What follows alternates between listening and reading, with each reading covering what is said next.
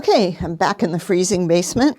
I'm working on the Sennilier LaCarte paper, the new paper, and I'm doing this demonstration over because somehow I did such a bad job the first time with getting my head in the picture. So I decided it was really just unwatchable, and so I decided to do it again. So when I first showed this video to a group, they were like, what in the world inspired you to paint this picture? Why would you even want to do it? So I thought I'd better just start with that and say that I just love the light on the house. I walked out of my door and I saw the light on the house and the light on the trees over there. And I've been thinking a lot about how to do these trees that don't have leaves on them. And I just really liked it. So that's how I decided. So I'm going to start and I'm going to try to take control of the whole shape kind of as quickly as I can. And I know one thing I did last time when I did this was I got this house too big. So I'm just going to try to, really be paying attention to how high up it goes, how high up it starts. And the placement on the paper, the proportions. Nope, don't have that. Better. But, I always have to make my disclaimer that it's hard for me to do. I don't spend as long on the drawing as I might normally if I was just here alone. So you just need to draw as much as you need to draw so you know what's going on. I'm trying to do really what I see. I'm not trying to do a formula. And for that, I need to know where stuff is so I know where the colors go. And the first thing I did was I drew my little line here that demarks where the frame would go if I chose to frame it. And this paper has a white border. So on these two sides, I have my white border. And this is 12 by 16.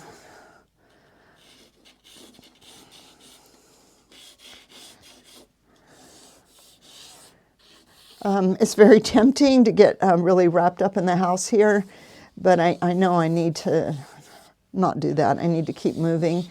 And I don't really know if everything's going to fit like I thought, so I may just shorten the distance here to have more houses with light on them and less dark over here. So I'm just going to keep working from the left side to the right side. This is late November in Rhode Island. While there was still a little bit of leaves on the trees.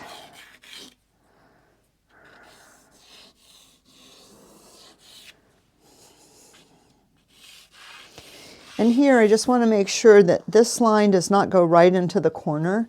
That's another reason why it's such a good idea to have drawn where your frame is actually going to cover so that you can be sure things like this split the corner and not go right into it. It seems like when things go right into that corner, they can kind of lead your eye out of the picture. And then, okay, so I've got these guys.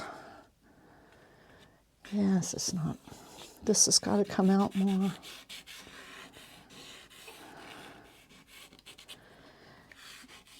And then these guys get bigger as they come toward me. I don't even know if I noticed that the last time I painted this, honestly.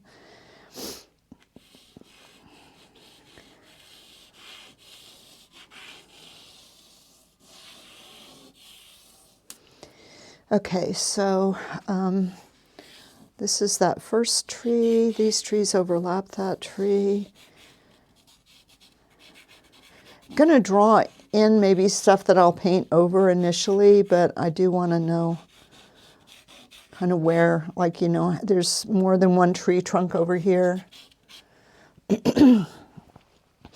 And in an effort to keep my head out of the picture, I do have my easel up a little high for me. So it's causing me some pain in my upper arm already from drawing. So just remember, you don't want to have to raise your arm above your shoulder when you're painting. I don't know. I figure I'm just based on maybe pain isn't good for you.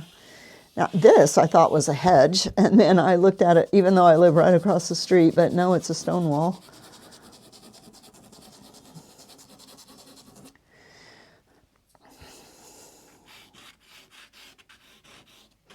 A little red tree there. This is going to be a little light spot.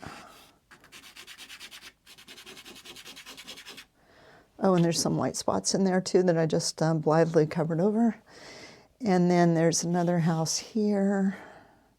Oh, I see. Maybe it's part of that same house, but it doesn't matter. Here's a little roof. Here's that lighter side of the building. There's a tree. There's another roof. And I'm gonna make a little light sign on this building. I'm gonna leave out that car that's here.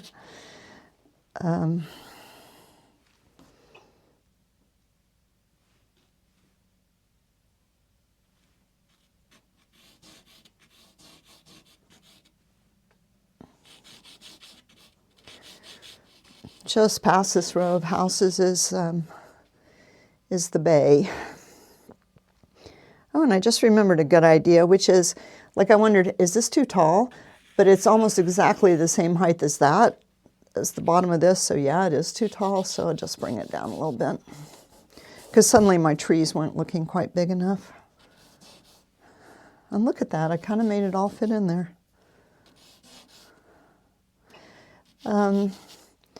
Yeah, you know, it's okay to lie about stuff. Yeah, and I'm up on a porch, so my eye level, I can see under this, just a tiny bit. I can see under there, just under a tiny bit of the porch roof, and I can see just the tiniest bit of the top of the porch here. So that means my eye level is, you know, somewhere in here, which all makes sense because these things are all going to my eye level. So I think I'm going to make the light on this side of the building. Maybe make this side of the building like it's in light too. And then I did, in my first demo, I did put in those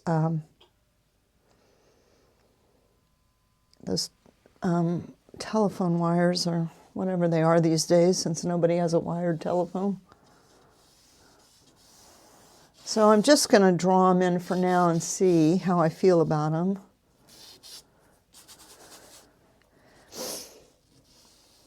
So far I've tried this Sennilier paper a few times now, the new one that's waterproof, and I'm not really loving it, but I have quite a bit of it, so I'm still giving it a try.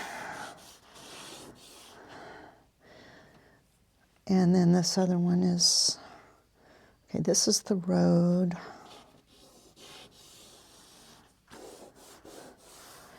I'm just going to put that yellow line in so I can just see. And do you see how the yellow line appears to be more than halfway back? It's not dead middle of the road. That's because in perspective, things appear to get smaller as they get further away. And then here's going to be that telephone pole right here. Something like that, if I decide to do it. I've been doing so many boat wires and all, maybe that's why all the lines appeal to me. And I need to put in the trunks of these trees. So the first one is, I just put it right here where in the dark. I'm going to put it in front of the dark part of the house.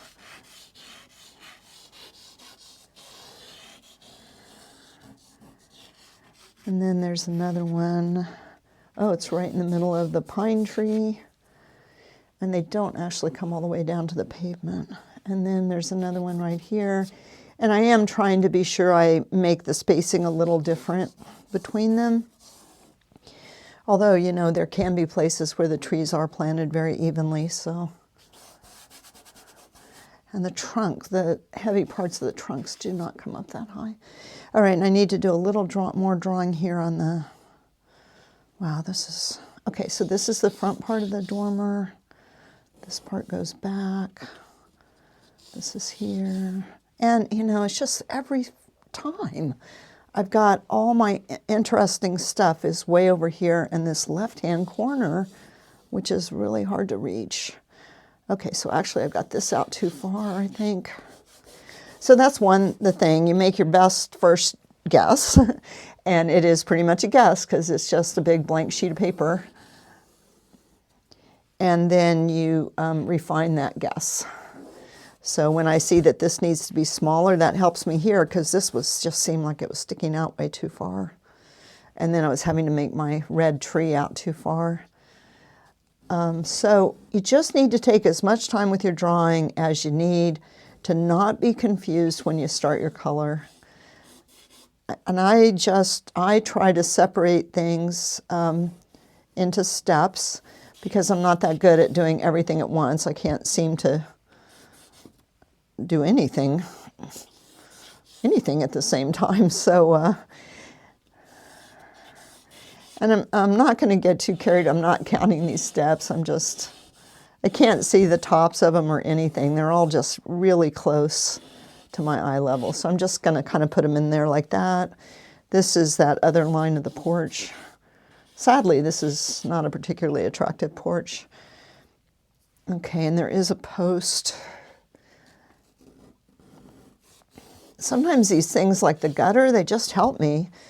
They just help me to know like if I put that in there and that line seemed way too long, like if I'm looking at this little space in here, the interior space between the gutter and the bottom of the roof and the line of the porch, that just helps me to draw everything.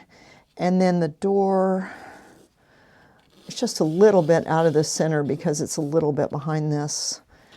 And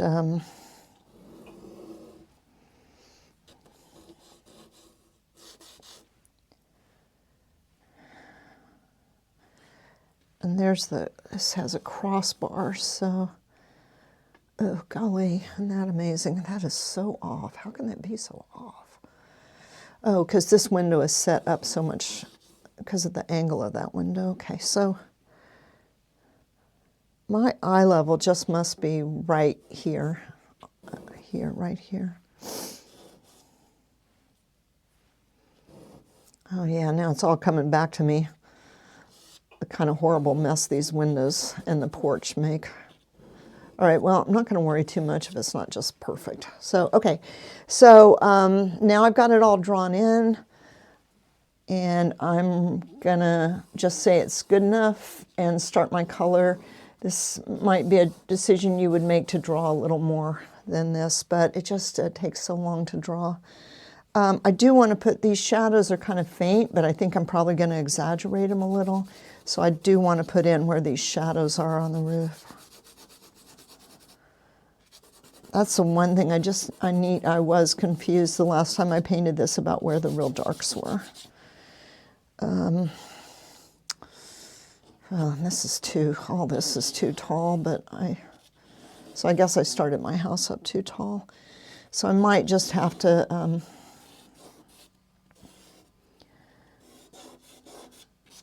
God, I have some grass here or something because I kind of messed that up.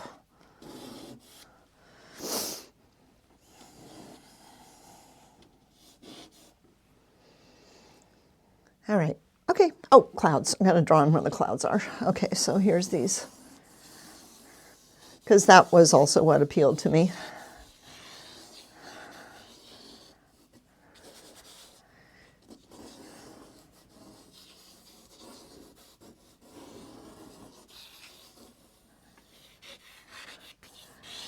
Okay, and so usually when I'm painting landscape, I start with the sky. And the reason I like to do that is because the sky gives you the biggest first idea about what kind of day it is. And I'm just going to start with the shadow on the clouds. There's sort of no good reason exactly that I'm doing that. And I'm painting right over these things that I'll maybe put back in later. I just happened to have the purple. It was just right here. And I said, yeah, that's what I want. So I just grabbed it and did it.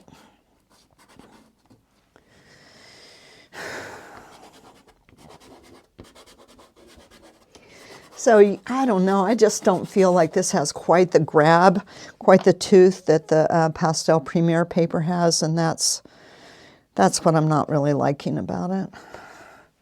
All right, and then I have a color for my sky, And I don't usually mess around. I just go ahead and try to find the blue I have that's the closest match to what I think the sky is. So I'm not doing something weird in the sky. I'm not starting it with orange or something, just from, you know, previous bad experiences with that. So I'm starting with the sky because it gives me my first big kind of hint about what kind of day it is, what the light effect is. And generally speaking, I mean, there are places in this painting on this house that are lighter than the sky. But generally speaking, the sky, often the sky is your lightest light. So if you're having a problem that your painting is too dark, when you get it inside and you find that it's too dark, coming back and making the sky lighter is a really great idea, because then that gives you more room to lighten up everything else. And I'm going to put, I don't know, this is just what I'm trying. Put a little more sky behind these trees, and then put the trees on top of the sky, because they're so dense. I just don't see how I can possibly. I'm going to try not press very hard right there.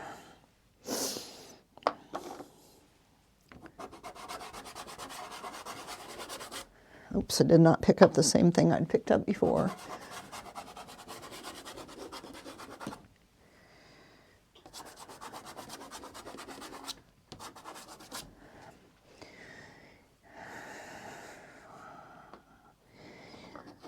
I often find at this time of year that there's more warmth in the clouds.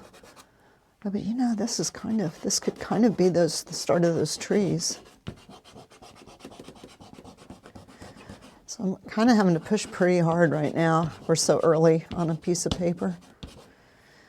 All right, so that's going to be kind of what those trees look like back there. And then, you know, I think I'm going to do the red next, and I'm just going to find some real red to use. I do not know what you are.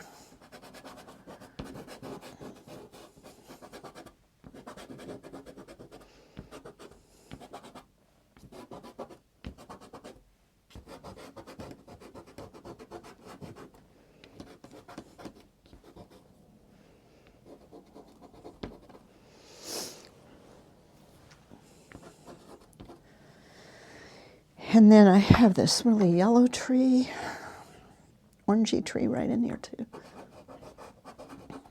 Oh, there's some of that back there.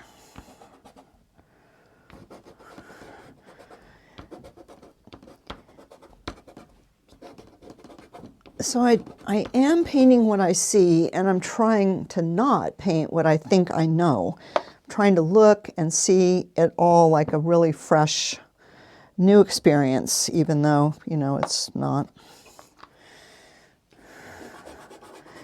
And I'm just putting in the darks. I'm just putting things in, like I could have easily chosen to put this color, the lighter color of the bush in first. I just happened to sort of think I knew what to use. And so now I'm going to try this here. I'm trying to paint what I see, but one thing is I'm not painting everything I see right away. I'm starting with the biggest picture I can, the biggest things I can, and then working down to smaller things. So I think it sounds a little contradictory. I'm trying to paint what I see, but I'm trying to paint not everything I see. I'm trying to paint the most important things first. And you know, everybody's got probably a different idea about what's most important. And that's kind of why all paintings don't look the same, right? Is because different artists have different visions of what's important. So for me, it's important to try to get the feeling of the light and the shadow, the first best shot at what kind of day it is, and sort of the biggest statement about the colors I can make, and trying not to break things down into too many colors too soon, just because it's like, I feel like, I know I've heard me say this before, but it's like juggling. if you, well, that's not what I thought it was, but fine, whatever. It's like juggling. If you have, like, look how many colors I already have that I'm trying to control. So I need to, wherever I can, I need to sort of simplify. And if I just use this one color for all the roofs over here that are in shadow, I can always make more variation later. I'm trying to create context that I can put my variations into. I'm just going to use that for that tree too.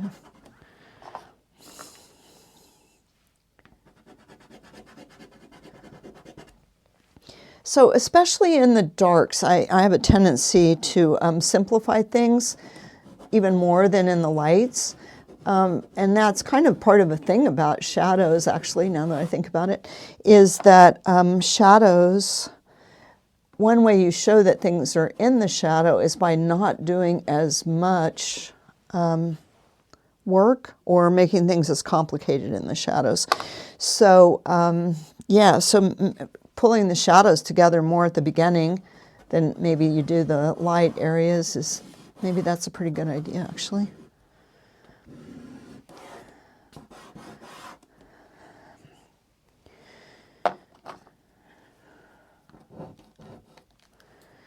All right, so now these houses, I don't want to start with white. I just want to, this is the same thing I used in the clouds.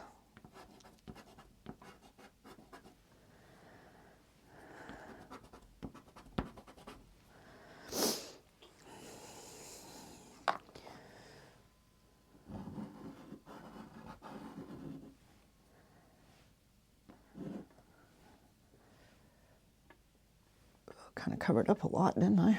But I could always redraw with charcoal instead of this pastel.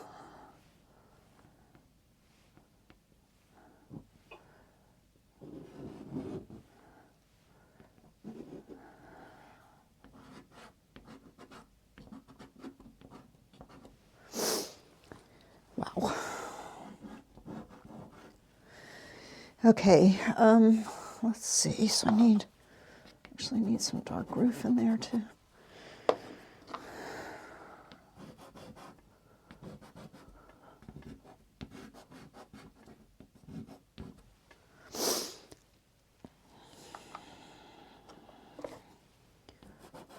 No, I don't want you either.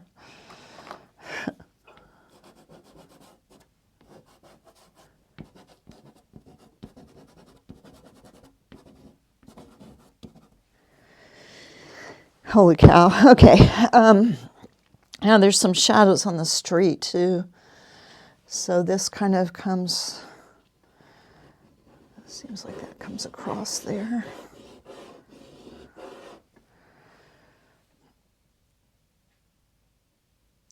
Yeah, I guess that's all there is back there, kind of in shadow. You know, it's tempting to use gray, but I'm always trying to avoid that if I can, and at least in the beginning. I don't mind using gray some other time. I always have a lot of trouble, honestly, with asphalt and stuff because, okay, you can't be that color. I'll just try this. And I'm not ever in the mood to think about it very long or to look very long for just the right color because, you know, the thing is, you can't tell until you put it up here anyway, so there's, in my opinion, there's not too much point in spending very much time searching for just the right thing.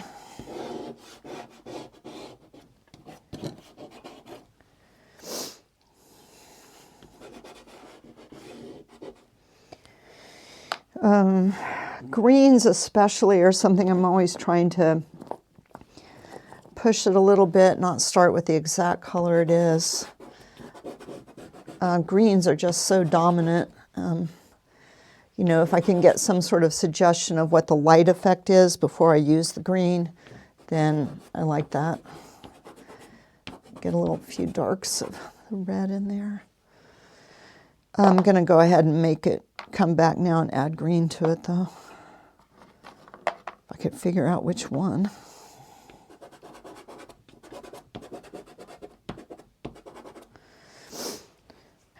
Okay, and my steps are, there's a shadow on the steps too. So something like that, and then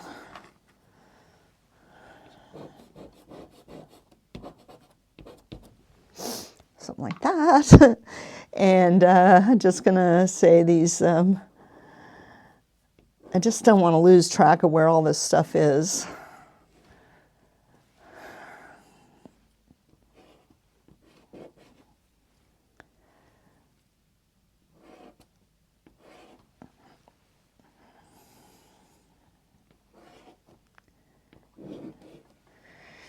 All right, something like that, maybe.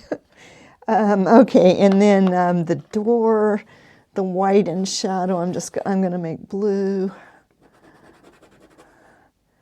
I guess some of that shadow is really from the plant that's on their porch, but golly, I don't want to deal with that right at the moment.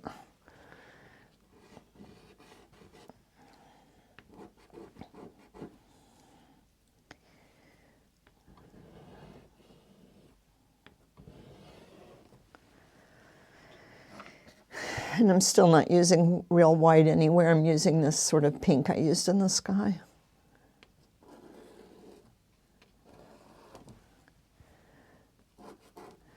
And just like I said, I'm just trying to get the lights and shadows.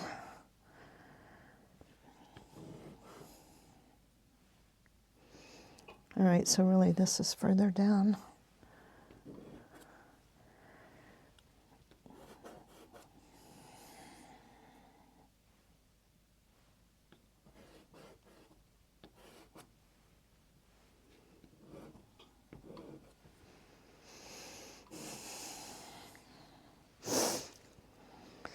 All right, who knows what color? I'm just going to go, I think, I'm just going to try this for inside all those windows. Okay, and then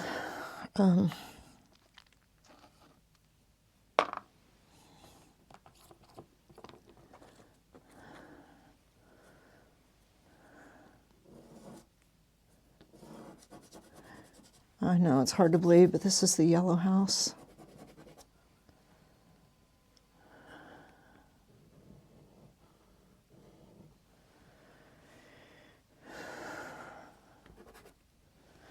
Yeah, too much like the shadow color, but let's see, maybe it'll be good as a base coat.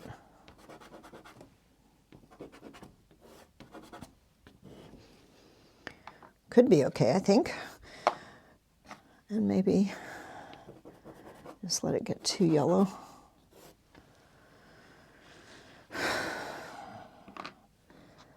Oh yeah, and there's white along the bottom of that too.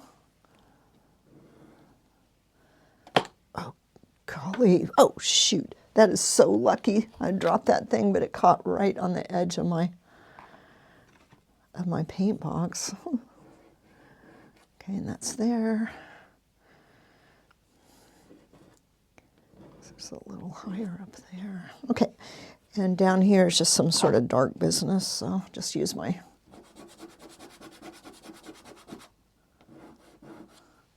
dark thing.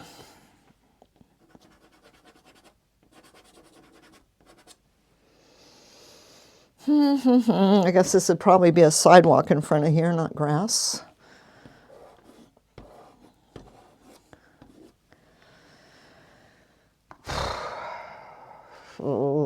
Okay, try not to worry. I'll just do the worrying for all of us, okay? So you don't have to worry. I'm going to fix every mistake you see. So now I just noticed something else is this window didn't look big enough to me. So I compared it to where this line was, and I found that, yeah, it's a little bigger. And so I started with that dark. Actually, I'm just going to leave out the air conditioner. You know, probably the Impressionists wouldn't have left it out. Just saying.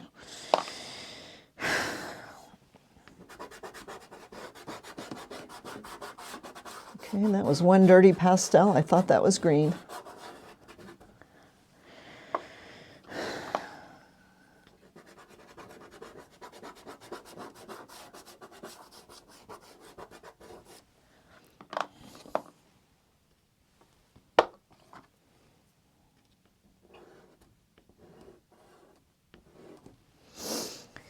Okay, so now I've got it all covered. So now my plan is to go back and try to make it better. I would really like to spray this right now, even though it doesn't really need it, just to give myself a little break from it. But what I'm going to do is I'm going to see how much more I can do before the paper won't let me work on it anymore. So my goal now is just to make it better. It's a lofty goal. So I'm going to go back and start with the sky again. I usually work in the same order, although, you know, it's not a rule.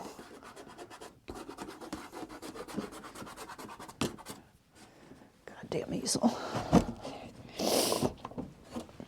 Okay, you didn't hear that. I didn't say that.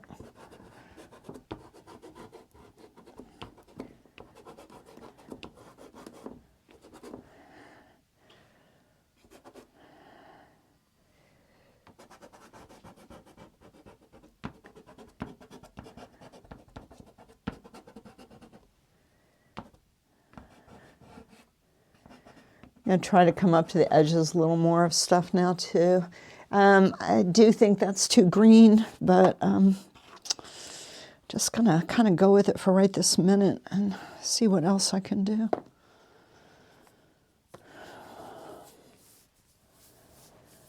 Golly, nothing seems like the right thing. All right, so, you know, just try not to worry.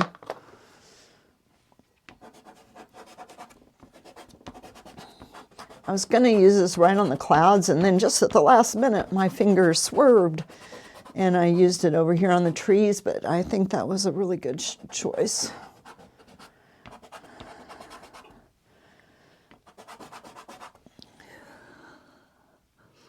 Sorry, just trying to see what's behind there. I really don't know, but I'm going to make it a little more sky right in here.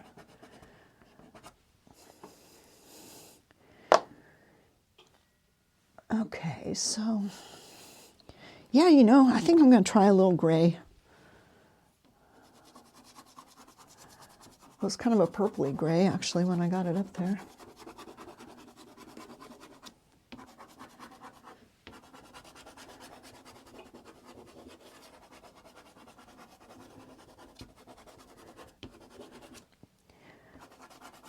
So I'm not thinking about my stroke, really, but I'm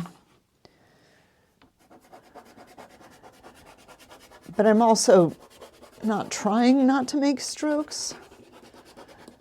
I'm just, what am I doing? I'm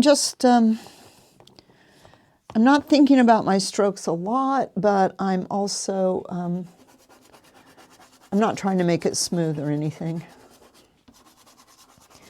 Just felt like there was some warmth up there, but that was probably more appropriate for these trees.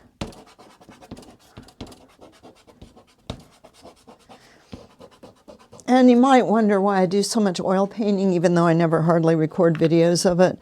But it's because I just sort of worry that ultimately I might not be able to bang away, you know, might have arthritis or something and not be able to bang away. Like this is, you know, I really have to grip these little suckers, and so I keep, and also, well, I love to paint, but that's kind of part of my plan is if I can't really do pastels because I can't hold all these little pieces or something, well then I want to be sure I could still paint. And my painting technique and my pastel technique are basically the same. The big difference is you don't mix your colors ahead of time with pastels. They mix on the paper. But I don't mix my oil paints very much either. All right, so I don't have a strong enough blue. Just going to try a little of this before I commit to it. This is a super soft one. It's a Sennilier, but it seems like it's even softer than normal Sennilier. But that's a little better blue, I think.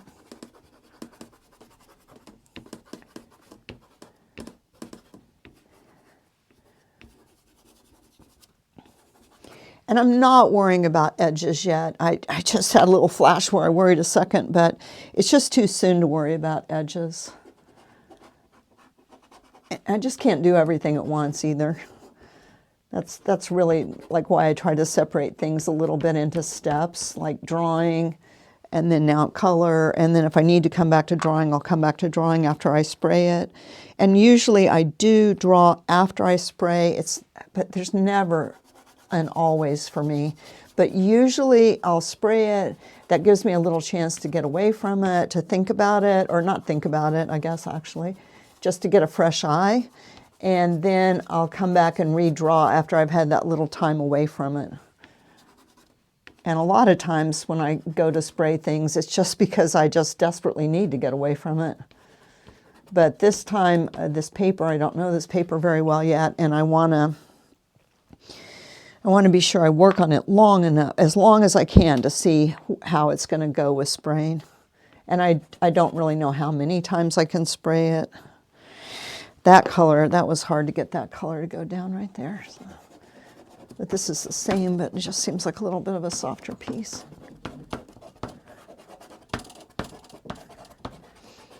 I feel like this would be something more easily done in oil paints because you could get that whole, I don't know, you could get that whole background in it. I shouldn't be doing that yet, but I just wanted see how tall up it's really going to go there. And then there's definitely some darker places too. And then I'll come back and draw in more after I spray it. Anyway, with oil paint, you could really finish the sky, and then after it was dry, you could put the trees on top. So this is more of where you have to work it in and out. Little red you.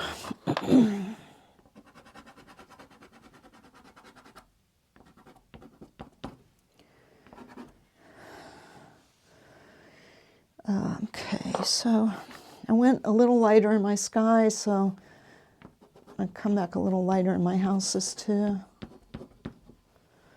Just like that. And maybe I want to go even lighter on my, I think this is actually the white.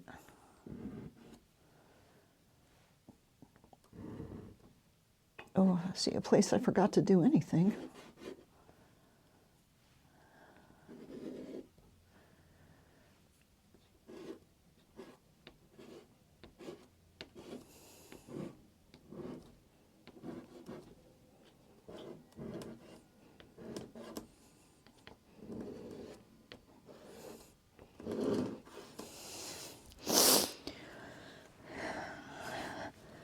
See how it's looking like something you'd really want to paint, even though the photograph just looks like nothing.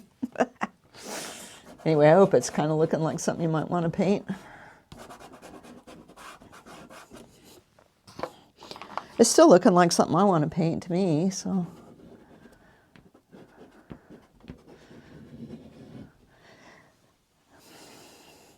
There's a little bit of a problem in the world, like, you know, if you paint barns, oh, how do you paint a barn better than Wolf Kahn painted a barn? Or if you paint ballerinas, how do you do a ballerina that shows something different to the world than Degas showed? Or there's just so many things like that. And so just what's more current than just the street where I live here? I don't have to worry about it. It's just, it is. It's not, I don't know. I don't even know what I'm saying, but you can't just always pick, or I don't always want to just pick something that's been done before. And I bet you nobody's ever painted this scene here. So that kind of gives me a little bit of an edge that I wouldn't have otherwise. There's nothing for anybody to compare this to. Compare it adversely to.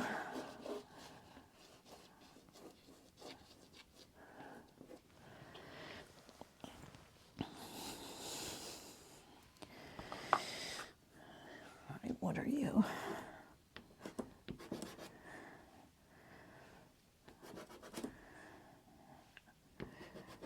These people do not want you to see in their house, do they?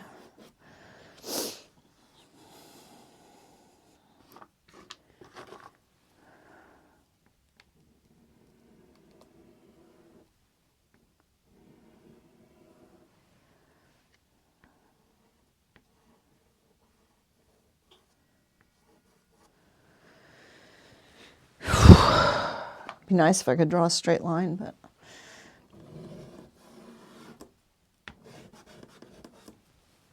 I'm having a little trouble with that.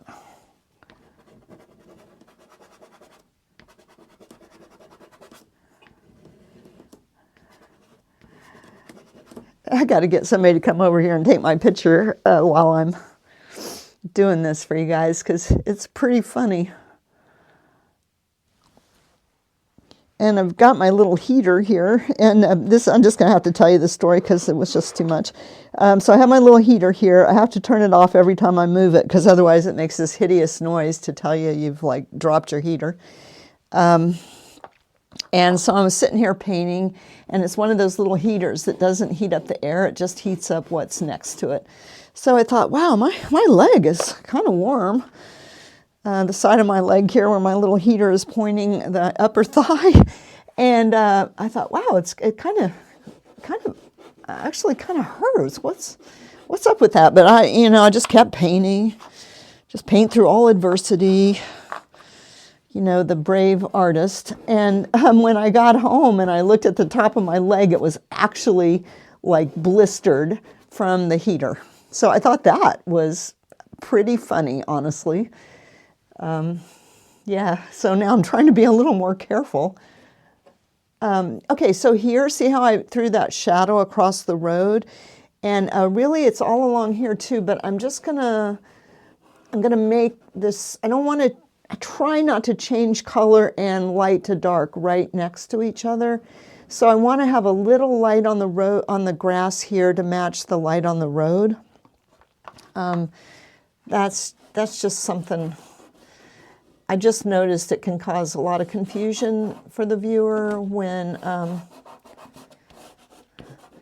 you change from light to dark and you change colors right at that same moment. It just, so I thought I'd see how that went.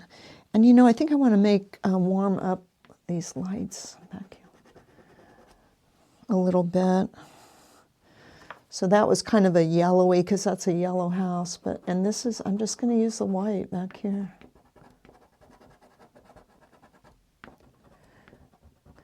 When I spray it, it's going to darken it. So that's, I can get away with using the white because I know when I spray it, it'll darken it.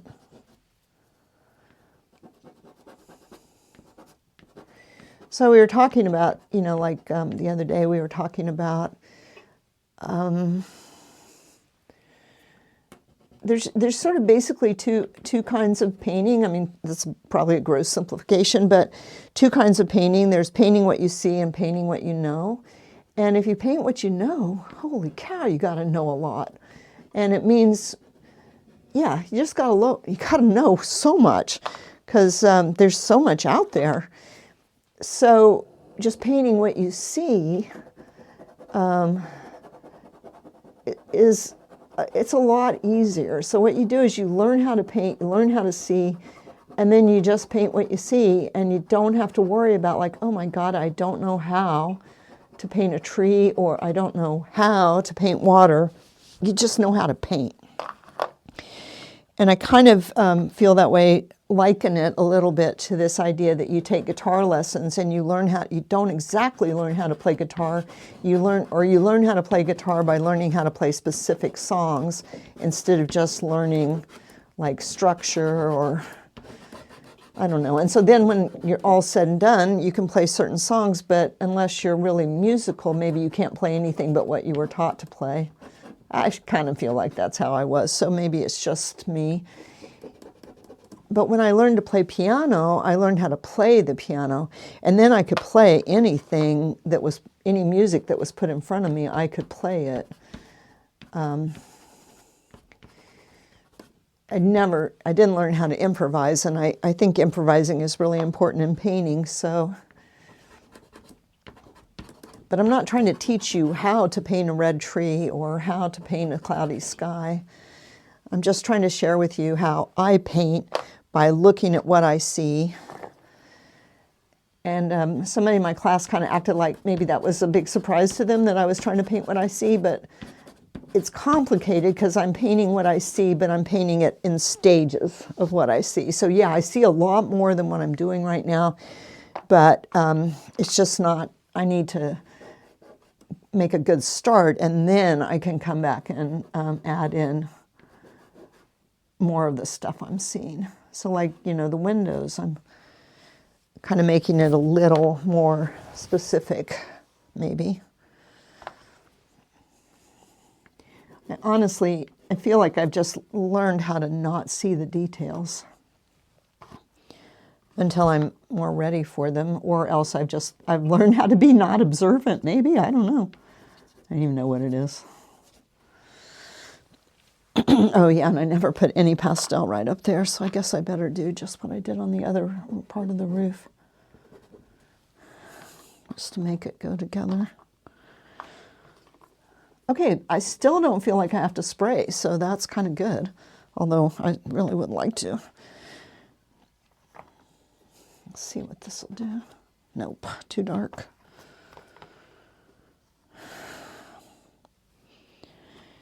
I probably have about 40 colors out here on my outside of my paint box that I'm working with. Well, see, once again, I picked up that yellow that I thought was a green, but it feels like light on there.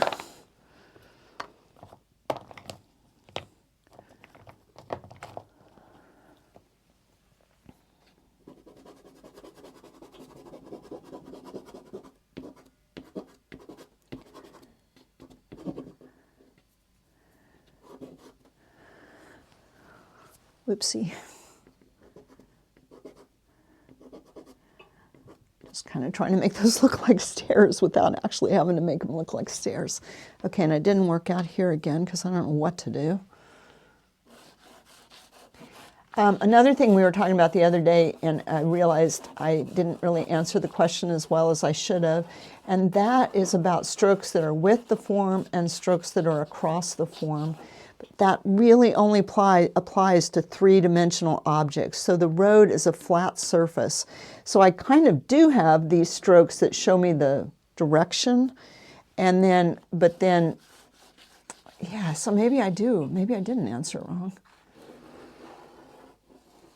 But if something has volume, like your arm, then you have to have strokes that go with the form. Have to, I don't really mean have to, but I think it's better to have strokes that go with the form and then strokes that show that this is also turning in space this way. So because it's 3 dimensions, it really has 2 different directions that it's turning, whereas the road is just flat. So I'm trying to keep all my strokes on the ground, horizontal, just to help give that illusion that it's a flat surface.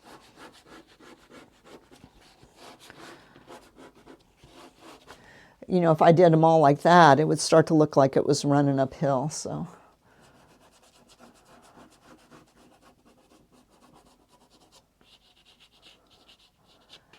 somewhere in there there is this driveway, which the only reason I kind of like it is that I kind of like that it creates a place for you to get through.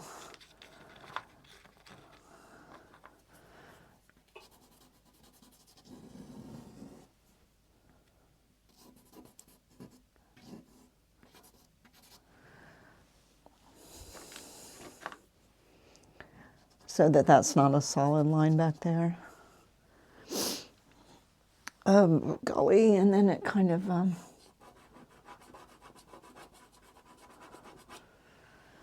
so anyway, that's the start of that idea.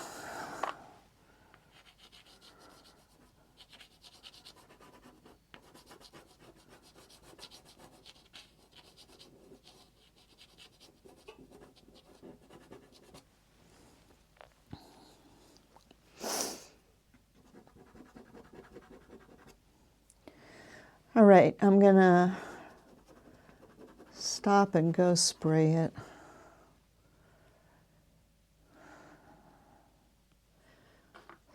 Let's do one little thing right here. I don't like the way that roof.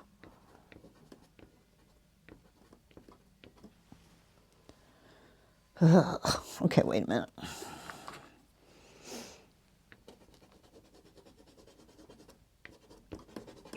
Kind of messed that up, but all right. Going to spray.